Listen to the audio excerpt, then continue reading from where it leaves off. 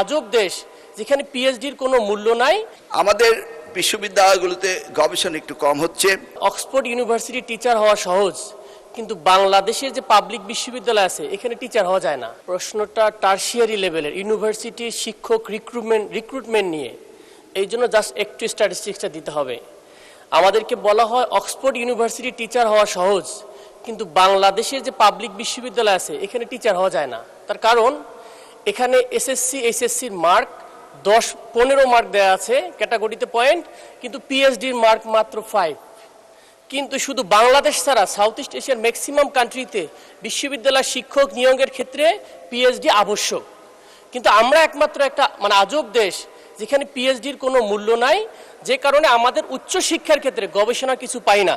সে জায়গা থেকে আমার প্রশ্ন হচ্ছে যে মাননীয় শিক্ষামন্ত্রী, আমাদের এই বিশ্ববিদ্যালয়ের শিক্ষক নিয়োগের ক্ষেত্রে পিএইচডি লেভেলের বা গবেষক যে এনকারেজ করার ক্ষেত্রে শিক্ষক নিয়োগের ক্ষেত্রে কোনো ধরনের পদ্ধতিগত চেঞ্জ আনবেন কিনা, সেটা আমার জানার বিষয়।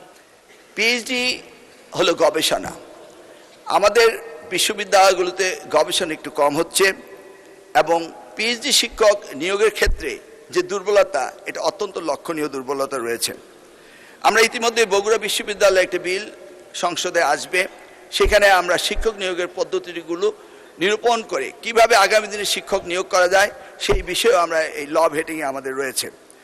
আমরা চিন্তাভাবনা করছি বিশ্ববিদ্যালয়ের শিক্ষকের মান উন্নয়নের জন্য একটি নীতিমালা প্রণয়ন করা ইউজিসির মাধ্যমে, যেখানে শিক্ষক নিয়োগ হবে আমাদের সবচেয়ে ভালো মেধাবী এবং যারা পিএইচডি রয়েছে, যারা দেশকে এই শিক্ষার খাতে সাহায্য করতে পারে, সেই ব্যবস্থাটি নিয়ে আমরা নীতিমালা তৈরি করতে যাচ্ছি। ধন্যবাদ আপনাকে।